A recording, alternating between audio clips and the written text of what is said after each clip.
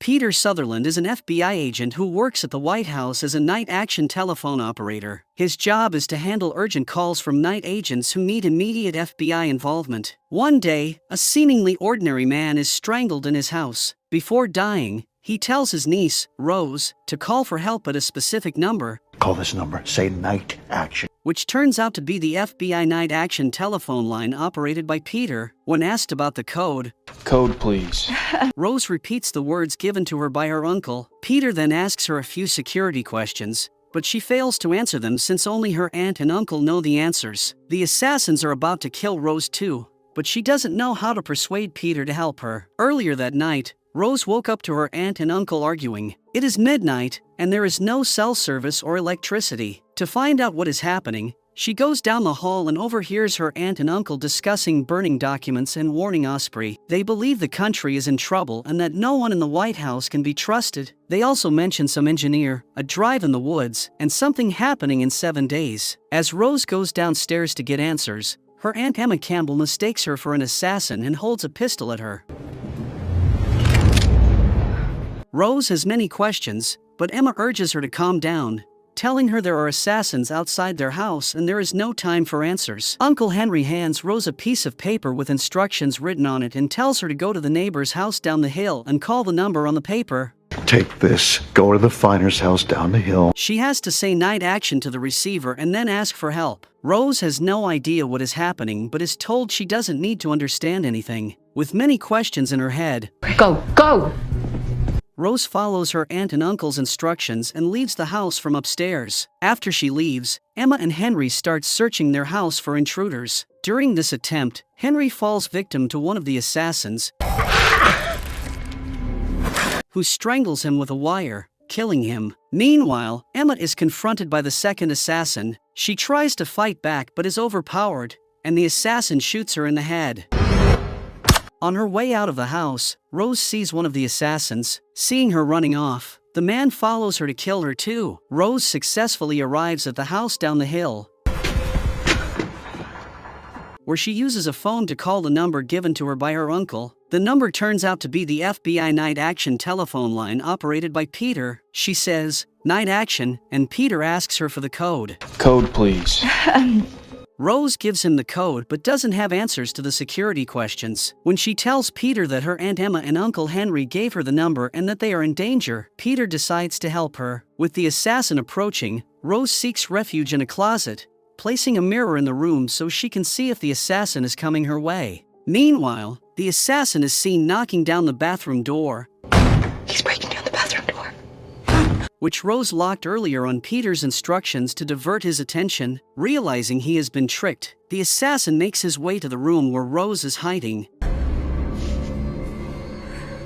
Suddenly, someone opens the closet door, holding a flashlight. Luckily, it is a police officer dispatched on Peter's call. Rose breathes a sigh of relief before hugging the officer and thanking him for helping her. Thank you. Meanwhile, Peter informs his boss, Diane Farr, the White House Chief of Staff, about the night action call. She instructs Peter to take Rose away from the local police and hide her somewhere safe that even Diane doesn't know about. To get her away from local PD. Find out what she saw. Though Peter's job is to take night action calls, Diane doesn't want to trust anyone in this case, not even the deputy director of the FBI, Hawkins, who is at Rose's house to escort her. I'm Jamie Hawkins, Deputy Director of the FBI. Hawkins introduces himself to Rose and informs her about her aunt and uncle's demise. Rose is unable to comprehend what is happening. She believes that her aunt and uncle were loved by everyone, so there is no one who would think of killing them. No. Everyone loved them. Before Hawkins can take Rose for further questioning, Peter arrives and takes her away. They stop by Peter's apartment to grab some essentials. While Rose heads inside his room to get some clothes from his wardrobe, Peter opens his secret safe, grabs his pistol, and leaves both his and Rose's phones inside. After placing a camera on the shelf, he leaves the apartment with Rose and the important stuff. Outside the apartment building, Peter notices two men chasing them. Acting swiftly, he takes down both assailants before they can harm him and Rose. When asked why they want to kill Rose, the men respond that they are not after her but Peter. We came for you. What? They claim Peter tried to blow up the metro last year. Though Peter refutes this accusation, a flashback reveals what happened a year ago. Ma'am, You can take my seat. No, it's all right. Peter was on a train when he noticed a suspicious man placing a bag under the seats. After the man left, Peter checked the bag and found a bomb inside. He pulled the emergency stop lever and showed his FBI badge to the passengers, ordering them to get off the train. Hey, FBI! I need everybody to exit the train! When people realized there was a bomb, they rushed to get off, causing chaos. As Peter got off the train with a little girl, the bomb exploded, killing one person and injuring several others. While receiving treatment, Peter noticed a man in the crowd who matched the bomber's description. Despite feeling unwell due to a concussion, he chased after the man but lost him in an alley. Suddenly, the man attacked, sparking a fight between them. Amid the chaos, Peter saw a snake tattoo on the bomber's body. When the man attempted to flee, Peter pursued him until he was struck by a car. Despite his efforts, Peter failed to apprehend the real culprit that night. Matters worsened when a radical conspiracy theorist claimed on his podcast that Peter was responsible for the bombing. Confess your involvement in last year's DC Metro bombing, huh? This belief gained traction after people discovered that Peter's father, who had also been in the FBI, was a traitor. When the podcast began gaining attention, life became increasingly challenging for Peter. He started encountering harassers on the streets. He ignored them most times, but when they slandered his father as a traitor and accused him of committing unthinkable, Peter would lose his temper. He repeatedly told the public that his father died in a car accident before any charges were even made. Killed himself in order to keep himself out of car accident. But the rumors gained more traction than his explanations. A video captured by a harasser went viral, further complicating Peter's situation at work. Back in the present day, Peter holds the harassers at gunpoint and instructs them to stay put until the police arrive, threatening to report them to the FBI if they continue harassing him. He calls Diane and urgently requests her to send police to his apartment to deal with the harassers. Meanwhile, in the car, Rose asks Peter about her aunt and uncle. However, Peter has instructions from Diane not to disclose anything to Rose just yet. Suddenly, Peter notices a car tailing them. He speeds up and tells Rose to call the night action line on his phone. The same assassin begins shooting at Rose's car, shattering some windows but narrowly missing Rose. As Rose spots the man, she realizes he is the same assassin who killed her aunt and uncle. That's the guy from my aunt's house. To evade the assassin, Peter engineers a deliberate accident to hinder the assassin's pursuit before making a quick getaway. Finally, he and Rose arrive at an Airbnb booked under a different name. It's an Airbnb. It's under my friend's account. After getting treatment for her forehead injury, Rose presses Peter for answers. She wants to know who Peter really is, why assassins are after her, and why Peter answered the call that night. Peter finally reveals the existence of the counterintelligence program. It's a counterintelligence program. Rose mentions that her aunt and uncle were in acquisitions, but Peter explains that people in such roles wouldn't have access to a night action line, indicating they were likely agents. When asked why she's being chased, Peter suggests that the assassins might believe she saw something or knows something critical. He advises Rose not to panic but to trust Diane and to fully disclose everything she knows during the debriefing the next day. While Rose sleeps that night, Peter remains vigilant to protect her. Monitoring live CCTV footage from his apartment, he spots two individuals breaking in. He immediately calls Diane and requests backup. FBI agents already stationed nearby for emergencies rush to Peter's apartment, but the intruders have disappeared by the time they arrive. Peter reviews the CCTV footage and notices one intruder wearing a distinctive ring with a logo or symbol on it. He takes a screenshot of the ring and sends it to someone for further investigation. The following day, Peter drops Rose off at a building where she is scheduled to debrief with Diane and Hawkins. Rose insists on Peter accompanying her inside. Before the debriefing, Rose confides in Peter about overhearing her aunt and uncle discussing a mole in the White House. I knew there was some kind of mole or something. She expresses reluctance to trust anyone from the White House, unsure if Diane or Hawkins could potentially be the mole themselves. As Peter waits outside, Rose is interrogated by Diane and Hawkins in the room. Despite their questioning, Rose refuses to divulge any information. You saw his face. I saw his figure, not his face. Including the fact that she saw the assassin's face. Hawkins becomes suspicious that she knows more than she's letting on, but Rose remains steadfastly silent, frustrating Hawkins. Meanwhile, we see the assassin, Dale, with his partner Ellen, approaching a woman outside her house. I'm sorry, we didn't mean to disturb you. They are holding a baby to appear as a normal family. Ellen mentions feeling nostalgic about the house where she spent her childhood, which convinces the woman to invite them inside. Once inside, the couple kills the woman by strangling her with a wire. Afterward, they leave the house with a bag, presumably containing whatever they were after. On the other hand, Peter escorts Rose to her hotel room, where she will be staying under Secret Service protection. Despite not holding a formal position, Peter is invited to a meeting with the Chief of Staff and Deputy Director of the FBI by Diane. She believes his connection with Rose could help uncover what Rose is concealing. During the meeting, Hawkins informs the group that Emma and Henry Campbell primarily worked in counterintelligence, The Campbells work for us. Counterintelligence. particularly recruiting foreign assets domestically, but they retired a few years ago. This suggests their recent activities were unofficial and off the books. After the meeting, Diane instructs Peter to thoroughly investigate Hawkins, suspecting that he may be hiding something. Following her orders, Peter enlists the assistance of another FBI department to delve into Hawkins's background and the significance of the ring he noticed on Dale's hand earlier. Later that day, Peter reviews some of the Campbells' mission files and discovers evidence suggesting that Hawkins was their former FBI handler. Although it's not explicitly documented, signs point to Hawkins having played a role in their operations. Peter promptly informs Diane, who advises him to keep this information confidential between them for now. They agree to uncover why Hawkins concealed his past association with Emma and Henry before taking further action. Later that night, Peter's night action line rings. But this time, it's Rose on the other end. She reaches out to Peter simply to have a conversation, feeling isolated in her hotel room. They talk to alleviate her boredom, and before ending the call, Rose invites Peter to have breakfast with her the next morning. Can you have breakfast with me tomorrow? After finishing his shift, Peter takes a quick shower and heads to the hotel to have breakfast with Rose. However, upon arriving in the lobby, he notices that the Secret Service agents assigned to protect Rose are missing. Sensing trouble, he questions the receptionist. Excuse me. Hi. Where are the Secret Service agents that were here? Suddenly, the power goes out, signaling a serious threat to Rose's safety. Armed with a pistol, Peter rushes to Rose's room and alerts her to the danger. Just then, Ellen and Dale approach Rose's room, intending to harm her. Peter and Rose manage to evade them,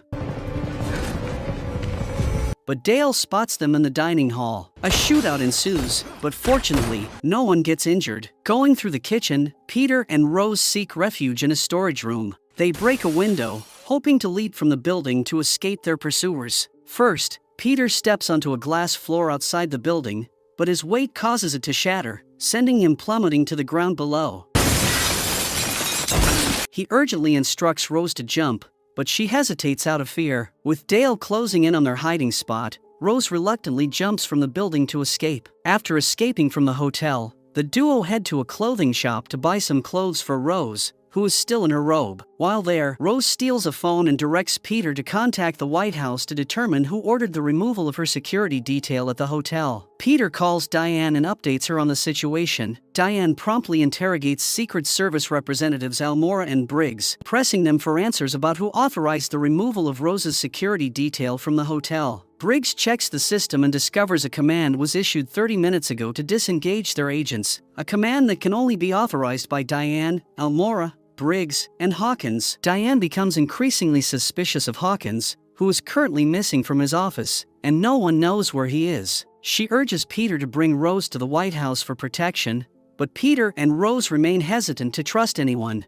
I'm taking care of Rose. Peter assures Diane that he will personally ensure Rose's safety until they uncover who is responsible for endangering her. Rose decides to take an active role in uncovering the truth about her aunt and uncle's investigation and whom it threatened. They start by visiting her uncle's house, hoping to find clues that could aid their investigation. There, Rose recounts everything she overheard on the night of the incident to Peter. When she mentions her uncle talking about a drive in the woods, Peter suddenly realizes that it might refer to a hard drive. Be like a hard drive? Intrigued, they decide to search her uncle's cabin in the woods. After a thorough search, they eventually uncover a hidden drive concealed behind a brick in the fireplace. Rose, being the owner of a cybersecurity company, attempts to decrypt the drive but finds it heavily encrypted. A folder with a name on it, but it can't be opened. It requires advanced technology such as FBI or Secret Service computers. Among the files, one is named 2781. As Peter reads this, he recognizes it as the number of the metro train that was bombed. This revelation suggests that the Campbells were investigating the bombing, but the reasons behind their involvement remain unclear. In order to gain access to the encrypted files on the hard drive,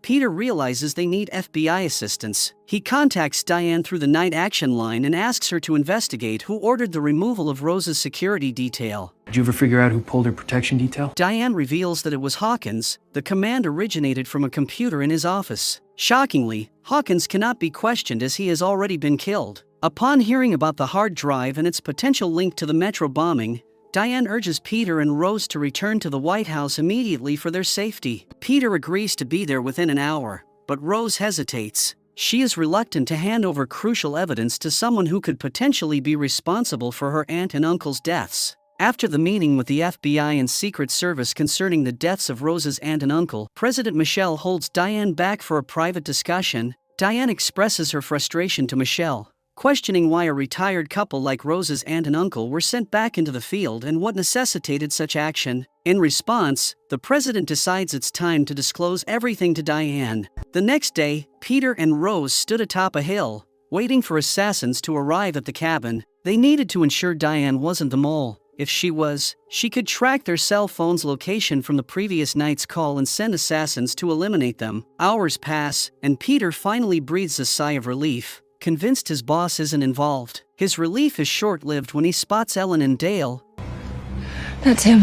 the assassins, approaching the cabin. He reluctantly acknowledges Diane's involvement in the conspiracy, believing she had sent them. After disposing of their SIM cards, Peter waits for Dale's car to depart. As it drives off, he notes down the license plate number and promptly requests his trooper friend to issue a BOLO for the vehicle. After dropping Rose off at dinner, Peter heads straight to the White House to deliver the drive to Diane. The plan involves using the FBI's computer to crack the encrypted content and then sending the data to Rose's laptop. To pull it off, Peter distracts Diane by having her talk to Rose over the phone in his office. He secretly picks up Diane's keycard and gains access to the room where the decryption of the drive is taking place. Inserting a USB into the computer,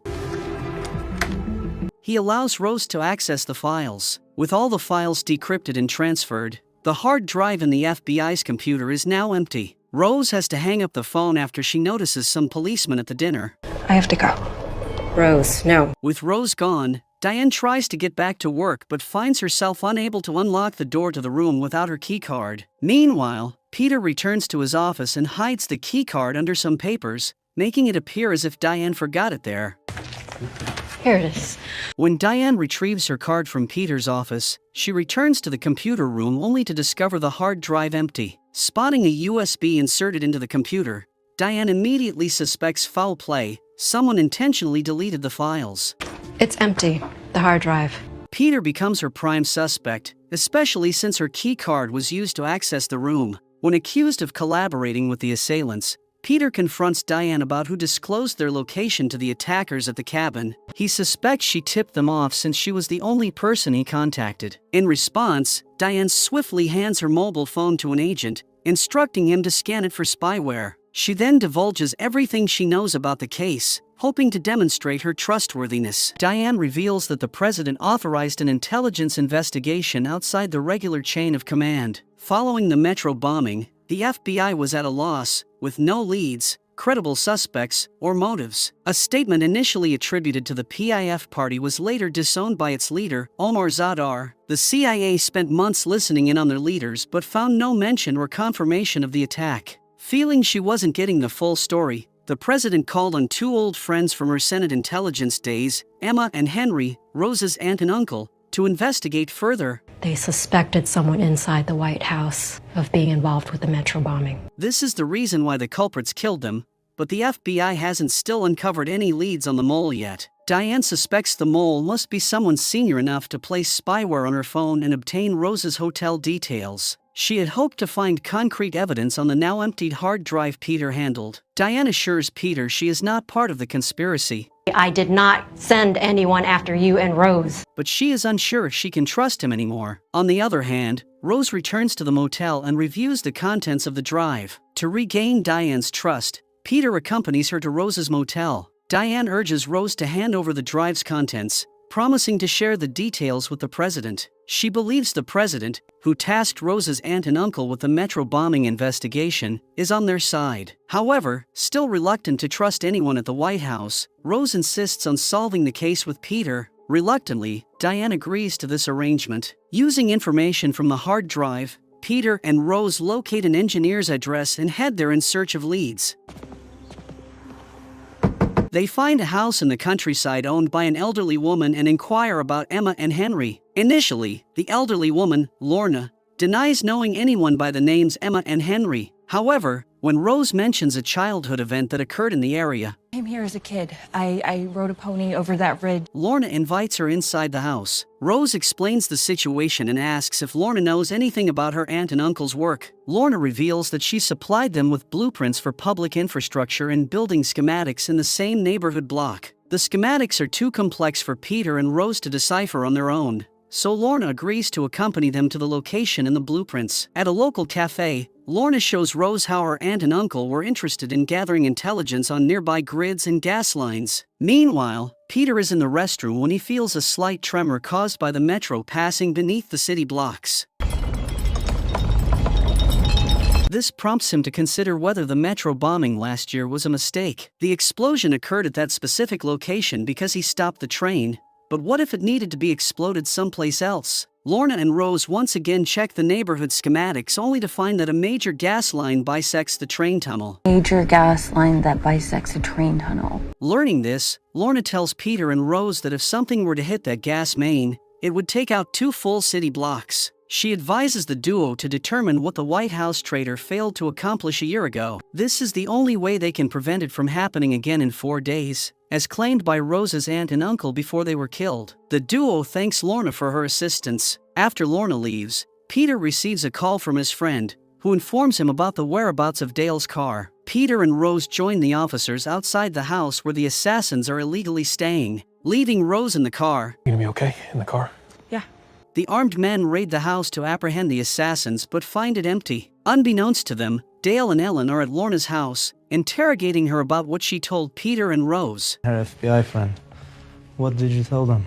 Once they gather the information they need, they kill Lorna and bury her in the woods to cover their tracks. Back at the motel, Rose reviews the CCTV footage of the neighborhood found on the drive while Peter receives a call from Diane. She informs him that the Secret Service has discovered spyware on her phone, possibly explaining how the traitor tracked Peter to the cabin. When asked about progress in the case, Peter reveals that Rose's aunt and uncle uncovered evidence suggesting the metro bomb was intended for a different target. Concerned about another imminent attack, We think there's gonna be another attack. Diane urges Peter to come to the White House and share all the details with the FBI. While Rose reviews the CCTV footage, Peter notices a Secret Service agent, Chelsea. She was sitting in the cafe speaking into a microphone for several hours, She's not talking to herself, she's talking into a mic.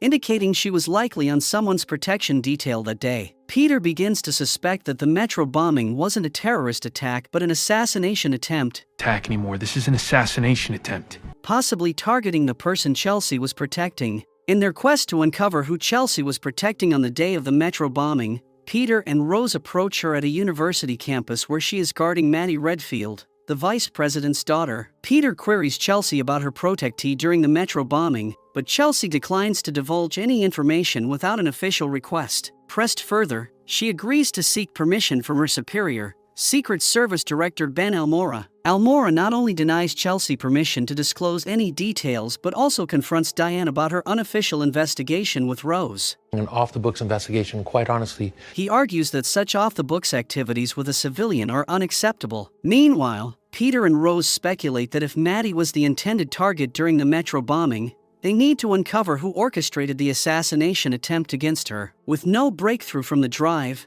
Peter and Rose shift their focus to a new angle. Their primary lead on assassin Dale is a picture of his ring, identified as Yugoslavian. To learn more about the ring's significance, Rose heads to a library for more research. Meanwhile, Peter approaches Mrs. Hawkins to inquire about anything her late husband, Mr. Hawkins, might have left in his office. Mrs. Hawkins informs Peter that there is nothing left in her husband's office, as the FBI had thoroughly searched it. She expresses the difficulty of dealing with her husband's death and the added pain of others labeling him a traitor after his 30 years of service. When Peter shares how his own father was similarly accused of treason and passed away before proving his innocence, Mrs. Hawkins realizes that Peter empathizes with her situation. Feeling a sense of understanding, she opens up to Peter about her husband's investigation into the Metro bombing case. And he was working on the Metro bombing case for a while. She reveals how Hawkins discovered inconsistencies in the FBI's investigation. Peter learns that Mr. Hawkins suspected interference in the FBI's investigation, despite the Bureau having a list of suspects. The Bureau already had a list of suspects. None were linked to Omar Zadar. However, the FBI continued to focus on Zadar as the primary suspect following the leak of a false statement from his party. Hawkins revisited case files and discovered evidence pointing directly to a government contractor named Turn Lake Industries. On the day Hawkins disappeared, he had a secret meeting with the CEO of Turn Lake Industries. Additionally, Hawkins had a personal connection to Rose's aunt and uncle, having served as their handler in counterintelligence. Their deaths deeply affected him, and he was visibly emotional that night. Mrs. Hawkins doesn't know how Turn Lake Industries is connected to the Metro bombing, but she believes that her husband was close to uncovering something significant, which may have led to his murder. Their deaths were personal to him. She urges Peter to continue investigating the Metro bombing to expose the real traitor. Meanwhile, Rose discovers that Dale was a suspect in the disappearance of Andrei Pavelich, a member of a defunct royal family. The crest on Dale's ring matches that of Andrei's family, suggesting Dale stole the ring after kidnapping that guy. Rose informs Peter about these findings and reveals that before his disappearance, Andrei Pavelich, he was part of some defunct royal family. Andrei had been vocal in the press about Turn Lake Industries, an American defense contractor, conducting covert operations throughout the Balkans. Everything, including the deaths of Rose's aunt and uncle and the Metro bombing, points toward Turn Lake Industries. Peter calls Diane to share these revelations. Upon learning that Peter has substantial evidence to launch an investigation against the company, Diane instructs him to return to the White House immediately to present everything to the president. You and Rose need to get your asses back to the White House right now. After the call, Rose informs Peter that a significant amount of money from Turn Lake Industries went to Vice President Ashley Redfield. This suggests a potential exchange of favors between Redfield and the company, making him a suspect in potentially being the White House traitor. Rose conducts a search on Turn Lake Industries' CEO, Name is Gordon Wick, and discovers photos of him with Vice President Redfield. Convinced that Redfield is the mole, Peter directs Rose to print all the incriminating evidence so they can present it to the president. They prepare to head to the White House, unaware that Dale and Ellen have covertly placed a tracker on their car. On the other hand, Vice President Redfield's daughter, Maddie, abandons her security detail and runs off to spend the night with her art professor. During their date, a man named Mateo suddenly appears in Paolo's apartment, frightening Maddie. It becomes evident that Paolo and Mateo have some history as they argue. Paolo insists that this wasn't their agreed plan. Mateo shoots Paolo and takes Maddie from the apartment.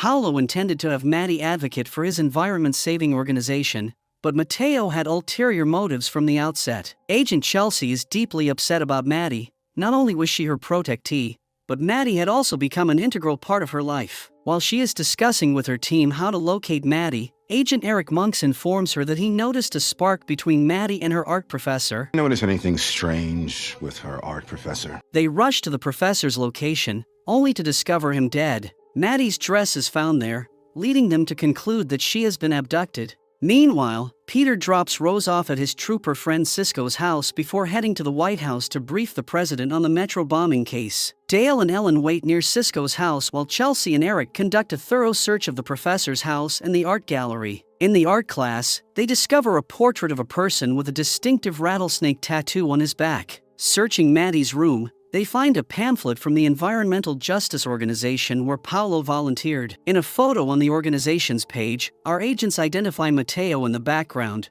recognizable by his tattoo. On the other hand, Peter meets with Diane in her office and explains how Turn Lake Industries is linked to the Metro bombing, revealing it was actually an assassination attempt disguised as a terror attack. He discloses Vice President Redfield's involvement and his connection to Turn Lake Industries CEO, Wick Gordon. Peter also warns that whoever Chelsea was protecting that day is the real target and could be attacked again soon. Shocked by this revelation, Diane decides to immediately brief the president. Peter assures Diane that Rose and the drive are safe, prompting Diane to instruct him to bring Rose to the White House. Before she leaves, she advises Peter to have his trooper friend drop Rose off at the loading dock. After Diane leaves, Peter realizes she's involved in the conspiracy. He hadn't informed her that Rose was with his trooper friend, suggesting Diane collaborated with the villains who trailed Rose to Cisco's house. Peter quickly calls Rose and alerts her to Diane's betrayal. What?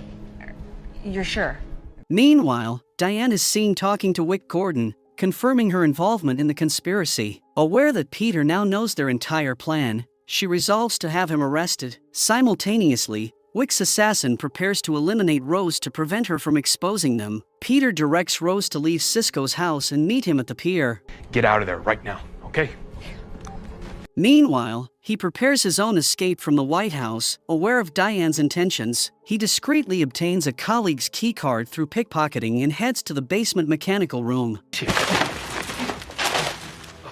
Simultaneously, Diane accuses Peter of being a traitor who has kidnapped the vice president's daughter. The entire White House security force is mobilized to apprehend him. Guards search the mechanical room but fail to find Peter, who cleverly hides in a box until they depart. All clear. Entrance is secure. Once alone, Peter uses the password he observed to access the emergency exit, finally escaping from the White House. On the other hand, Rose and Cisco are en route to the pier when they realize they're being followed. To protect Rose, Cisco drops her off in an alley and drives away to divert the assailants. Despite Cisco's efforts, Dale spots Rose in the alley. As Dale pursues Rose, Ellen intercepts Cisco's car and fatally shoots him. Meanwhile, Dale closes in on Rose, but before he can harm her, Peter intervenes and knocks him to the ground. A fierce fight ensues between the two, with Dale gaining the upper hand by landing relentless punches on Peter's face. Rose steps in, striking Dale with a wooden branch.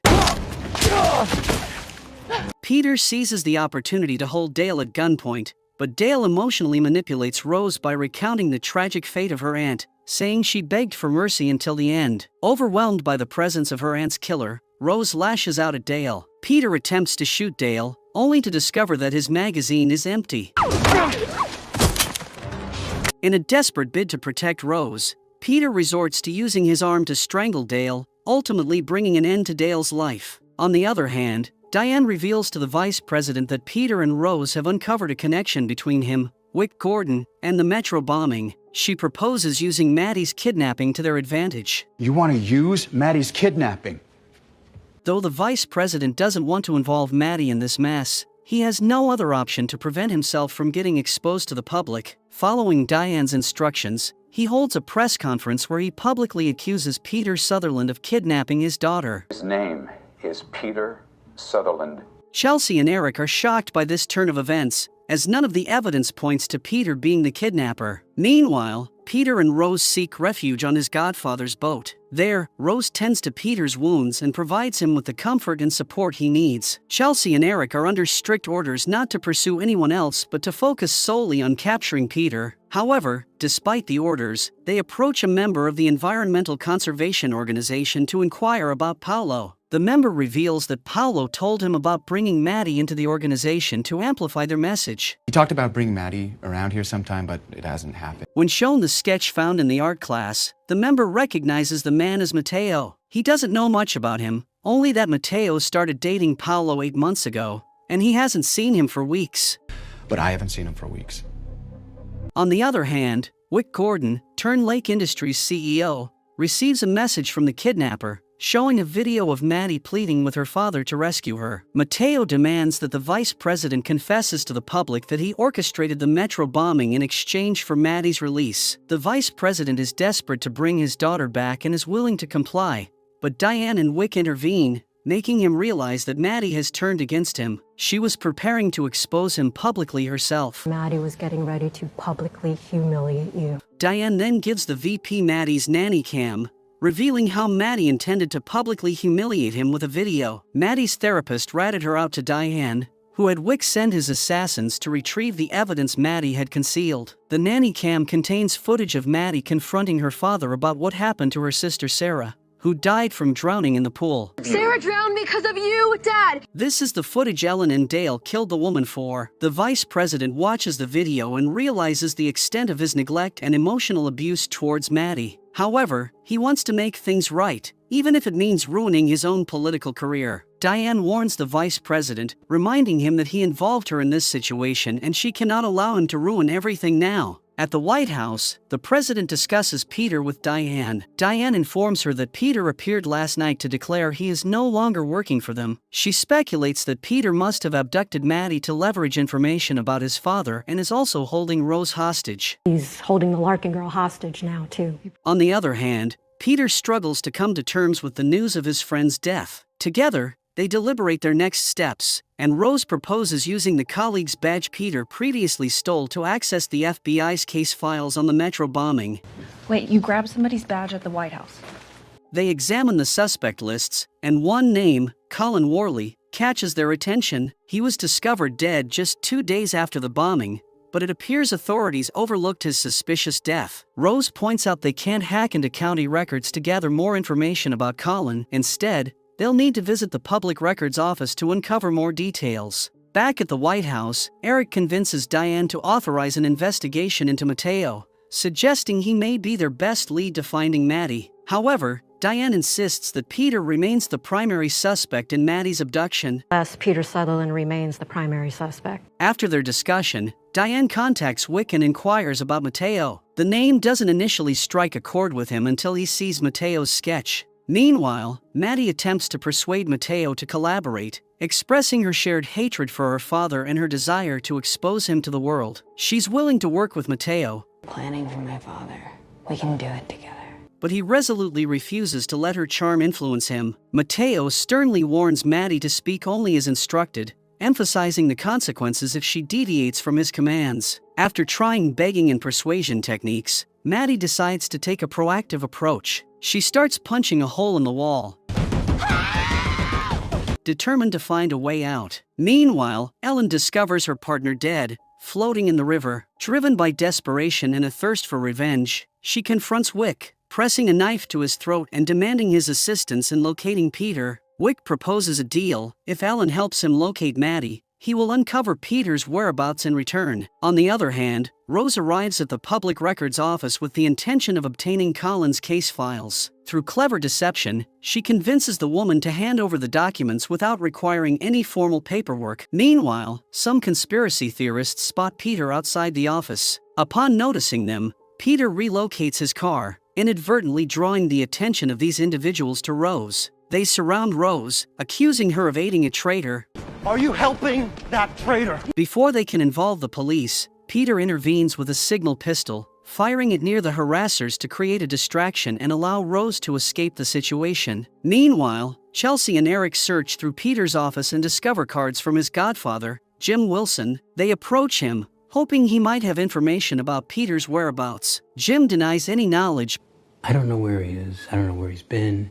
But shares with the agents that Peter is unlikely to be capable of kidnapping the vice president's daughter. After Peter's father passed away, Jim conducted his own investigations, but he consistently found evidence that Peter's father was a traitor. When Peter learned of Jim's conclusions, he felt deeply betrayed, causing a significant rift between them. Upon seeing a photo of Peter and Jim in front of Jim's boat, Eric asks Jim if he still owns the boat. Is that your boat? Jim reveals its location, mentioning that Peter may not remember where he docks it. Peter and Rose examine Colin's documents from the Public Records Office and discover that he previously worked at Allentine Manufacturing, Key card to a company called Allentine Manufacturing, a subsidiary of Turn Lake Industries. When Peter sees Colin's arrest photos, he notices the same snake tattoo he had seen on the bomber's back during the Metro incident. Because the guy I chased that night had that exact same tattoo. Peter suspects that Turn Lake Industries orchestrated Colin's death to conceal their involvement in the Metro bombing. Determined to uncover more about Colin, they plan to visit a P.O. box listed in Colin's autopsy report. hoping to find information about his next of kin, his activities, and the target of the bombing to prevent another assassination attempt. However, as they prepare to leave for the city, Chelsea and Eric intercept them. During the interrogation, Rose reveals to Chelsea and Eric how the vice president and Diane framed Peter after he discovered their involvement in the Metro bombing. Vice President Redfield and Diane Farr are framing Peter. To substantiate her claims, Rose urges Chelsea to open her backpack and examine the evidence she has gathered about the bomber. I have the evidence in my backpack. Upon seeing the bomber's face, Chelsea recognizes him as Mateo. Confirming Rose's story, Rose's explanation persuades the agents to listen further to their side of the story. As they discuss, Peter and Rose uncover the shocking revelation that Maddie was kidnapped by Colin, now operating under the name Mateo. Eric examines Colin's birth certificate and discovers that he is a twin. It is then revealed that Wick had ordered the assassination of Colin, but mistakenly, Colin's twin brother, Mateo, was killed instead. Okay, so they murdered the wrong twin then. Now, Colin is using Mateo's identity to seek revenge against the vice president. His plan involves kidnapping the VP's daughter and exposing his true nature to the public. Confess to the world that you planned the Metro bombing. Peter proposes to the agents that they collaborate since they share a common goal of finding Colin. Convinced by Peter's narrative, Chelsea and Eric agree to give him another opportunity to work together. To gain access to the P.O. box, Chelsea and Eric visit the post office and discover that Colin has a storage room registered under his name. We send these out when someone's late on their rent. While searching through the storage room, they uncover evidence revealing that Colin had been meticulously gathering information about Maddie for months. Mateo must have been planning this for months, with the intention of eventually kidnapping her. Meanwhile, Maddie continues punching a hole in the wall until she notices a number and hears a passing train.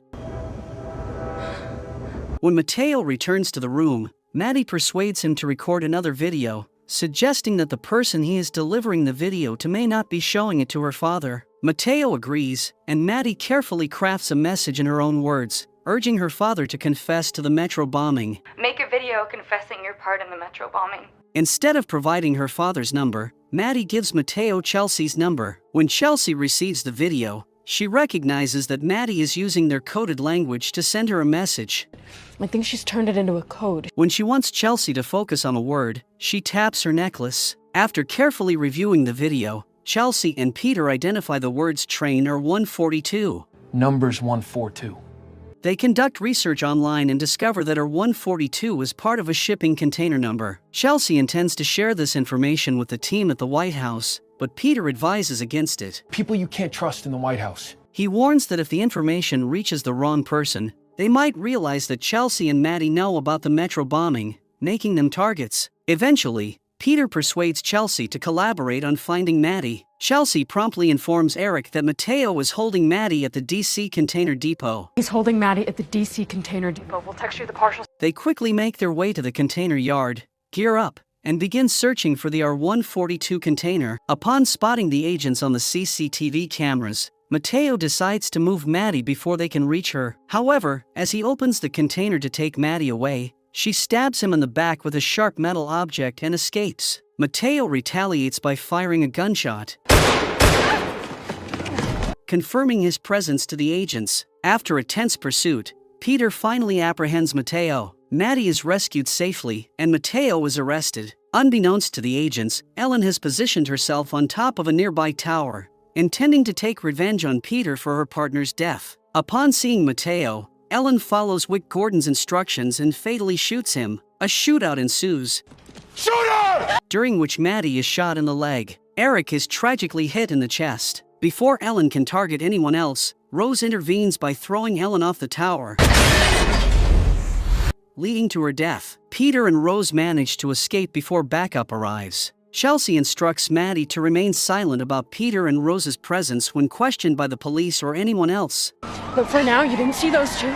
You sent me the video. Sadly, Eric succumbs to his injuries. The vice president is finally relieved that his daughter is rescued. Diane suggests that they must find out what Maddie and Chelsea know and what they believe. In a flashback, it is revealed that Diane was not originally involved in the Metro bombing. After the incident, Vice President and Wick Gordon admitted their roles in the bombing. Diane was shocked by their attempt to assassinate a foreign politician on U.S. soil and endanger American lives. The vice president tried to justify their actions by claiming Zadar was a terrorist, but Diane knew that they were more concerned with maintaining their business contracts with the current Balkan regime. She was angry with the vice president, but he insisted they needed her protection to safeguard the president. If they were caught and faced charges, it would jeopardize the president as well. They leveraged Diane's loyalty to the president to ensure she protected them. You're trying to use my loyalty to POTUS to save yourself. In the present day, Chelsea undergoes debriefing but avoids mentioning Peter or Rose. She informs her superiors about the video. She was accusing her father of being involved with the Metro bomb. But maintains she never believed the vice president had any involvement in the Metro bombing. FBI Director Willett decides to review the video,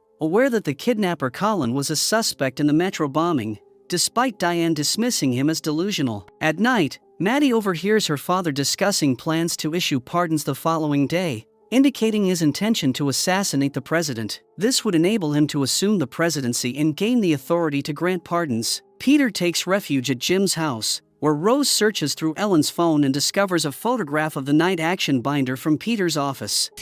That's the night action binder.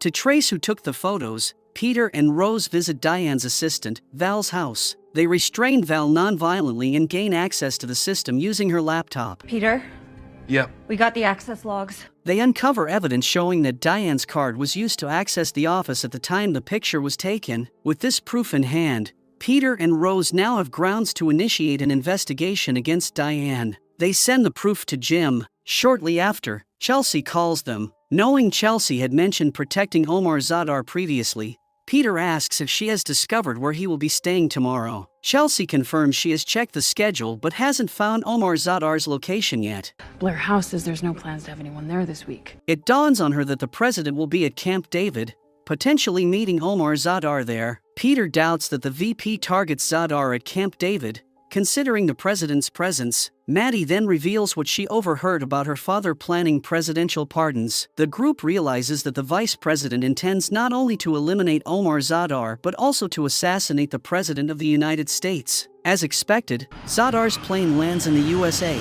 and the Secret Service picks him up to transport him to Camp David for his meeting with the president. On the day of the attack, Diane packs her belongings as if preparing to leave the country. However, Peter intercepts her at her home and demands that she call the vice president and instruct him to halt the assassination attempt on both Zadar and the president. Contact Redfield and Wick. Tell them to call off the assassination. Diane is visibly shocked to learn that Wick and the vice president altered the plan to include the assassination of the president. She attempts to contact the president, but she is unreachable. Peter insists that Diane must accompany them to Camp David to help prevent the attack. We're going to Camp David. On their way to Camp David, Diane attempts to justify her involvement in the conspiracy, but Peter and Rose are unmoved by her explanations. They are solely focused on stopping the impending attack. Despite Diane's regrets and intentions to save the president, Peter and Rose remain distrustful. Meanwhile, the vice president and Maddie are en route to Camp David, where the president plans to meet Maddie to offer consolation after her kidnapping ordeal. Chelsea accompanies Maddie as her security detail. During the flight, Chelsea notices agents carrying briefcases, which triggers a suspicion that one of them might contain a bomb. Upon arriving at Camp David, the vice president swiftly escorts Maddie to an underground bunker designed to withstand explosions. With Diane's assistance, Peter and Rose successfully infiltrate Camp David. Diane urgently notifies Secret Service Director Ben Almora about the bomb threat. There is a bomb at Camp David. And advises him to evacuate the president. Before Almora can fully grasp the situation, a Secret Service agent, Briggs, loyal to the vice president, enters the hall and shoots Diane. Almora attempts to retaliate, but Briggs overpowers and shoots him twice before fleeing. Peter tries to pursue Briggs but fails to apprehend him as he escapes. With communications down, they're unable to warn the president's protection detail about the bomb threat. Despite her injuries, Diane informs Peter about a crucial communications building at Camp David that controls all operations. Rose suggests that if the outage is due to a cyber attack, she can potentially resolve it. Well, if it's a cyber attack, maybe I can fix it. Amidst the chaos, only the radios belonging to the vice president's team remain functional. Briggs coordinates with his team and sets the bomb timer for 10 minutes. Chelsea grows suspicious of Walter, a guard associated with Briggs, and subdues him, discovering the timer on his watch. Meanwhile, Peter and Rose head to the communications building to address the cyber attack. They encounter resistance from an agent stationed there, but with teamwork, they manage to overpower him. The agent's walkie-talkie confirms his involvement in the vice president's plan, Porter should be arriving any minute. allowing Peter to learn that the operation has commenced. Nathan's collaboration with Wick becomes apparent, driven by the leverage Wick holds over him. We have 6 minutes. Meanwhile, Chelsea diligently searches for the briefcases and eventually discovers them. True to her suspicions, one of the briefcases contains a bomb. Thanks to Rose's efforts, the communication systems of the Secret Service agents are restored. Chelsea quickly alerts the president's detail about the bomb inside the building. There's a bomb in this building.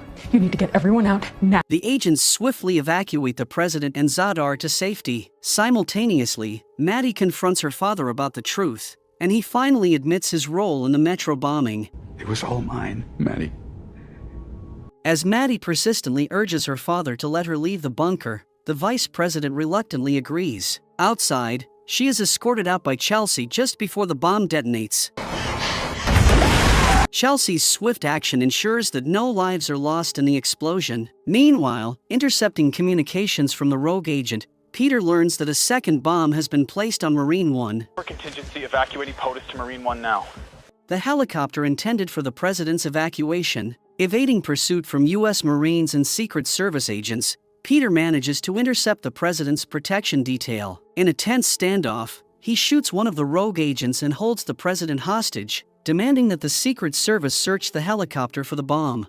There's a bomb on Marine One! During the standoff, Peter reveals to the president that the vice president is involved in the plot to assassinate her. The vice president's involved in trying to kill you, man. Shocked by this revelation, the president orders her protection detail to thoroughly inspect the helicopter for any explosives. As two soldiers follow orders, they discover the bomb on Marine One, narrowly getting out of the helicopter before it explodes, preventing further casualties. Meanwhile, Chelsea confronts the vice president in his bunker, shocking him profoundly. Redfield is arrested, with Maddie agreeing to testify against him in court. Wick flees the country, while Rose ensures Diane remains alive to face trial and imprisonment. At Peter's request, the president reveals that his father confessed to selling the country's secrets, but it was part of a plan to act as a double agent for his country's benefit. He'd agreed to become a double agent. Ultimately, his father was innocent, but he was assassinated before he could fulfill his new role as a double agent. Impressed by Peter's dedication and loyalty, the president recruits him as a full-fledged night agent in the program. How would you like to be a night agent? Peter and Rose, now a couple, embark on a new chapter in their lives, filled with hope, love, and fresh opportunities.